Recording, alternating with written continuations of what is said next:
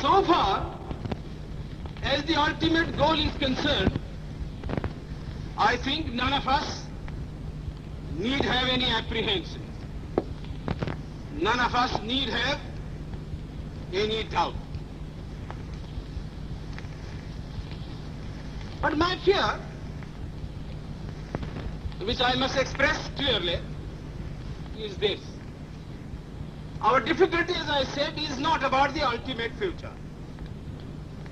Our difficulty is how to make the heterogeneous mass that we have today take a decision in common and march in a cooperative way on that road which is bound to lead us to unity. Our difficulty is not with regard to the ultimate. Our difficulty is with regard to the beginning. Mr. Chairman, therefore, I should have thought that in order to make a start, in order to induce every party, every section in this country, it would be the act of greatest statesmanship for the majority party even to make a concession to the prejudices of people who are not prepared to march together. And it is for that I propose to make this appeal. Let us leave aside slogans. Let us leave aside words which frighten people. Let us even make concession to the prejudices of our opponents. Bring them in so that they may willingly join with us on marching upon that road, which, as I said, if we walk long enough, must necessarily lead us to unity. And if I, therefore, from this place, support Dr. Jaikar's amendment,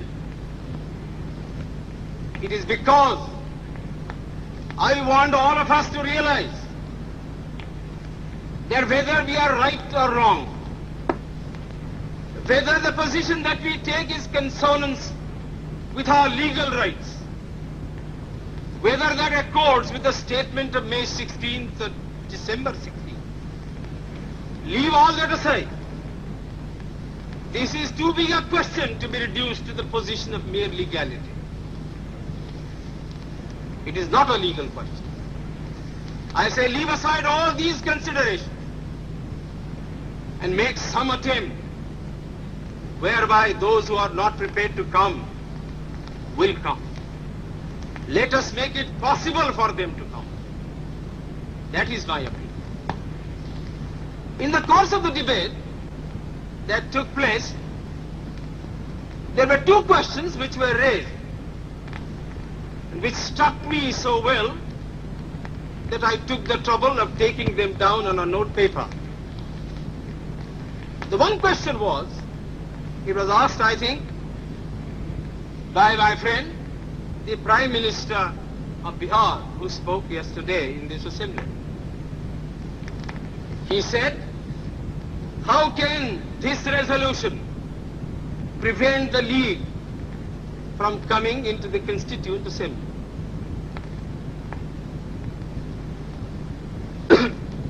Today, my friend Dr. Shyam Prasad Mukherjee asked another question. Is this resolution inconsistent with the Cabinet Mission's proposal? Now, sir, I think they were very important questions. And they, I think, ought to be answered. And answered categorically. I do maintain that this resolution, whether it is intended to bring about the result or not, whether it is the result of cold calculation or whether it is a mere matter of accident, is bound to have the result of keeping the Muslim League out. And I'll substantiate what I say. Sir, I invite your attention to paragraph 3 in the resolution, which I think is very significant and very important. Paragraph 3 envisages the future constitution of India. I do not know what is the intention of the mover of the resolution, but I take it that it is a sort of, after this resolution is passed, it will act as a sort of a directive to the Constituent Assembly to frame the constitution in terms of paragraph 3 of the resolution. What does paragraph 3 speak of? Paragraph 3 says that in this country there shall be two different sets of polity. One at the bottom, the autonomous provinces or the states, or such other areas as care to join a united India. These autonomous units will have full powers. They will have also residuary powers. At the top and over the provincial units, there will be a union government having certain subjects for legislation, for execution and for administration. So as I read this part of the resolution, I do not find any reference to the idea of grouping an intermediary structure between the union on the one hand and the provinces on the other. Now, reading this paragraph in the light of the cabinet mission's statement, or reading it even in the light of the resolution passed, having said that we do not want a strong center, and having accepted that there must be or should be an intermediate polity, a sub-federation between the union government and the provinces, I like to know why there is no reference in paragraph 3 to the idea of grouping. I quite understand that the Congress Party, the Muslim League and His Majesty's government is not ad idem on the interpretation of that particular idea about grouping.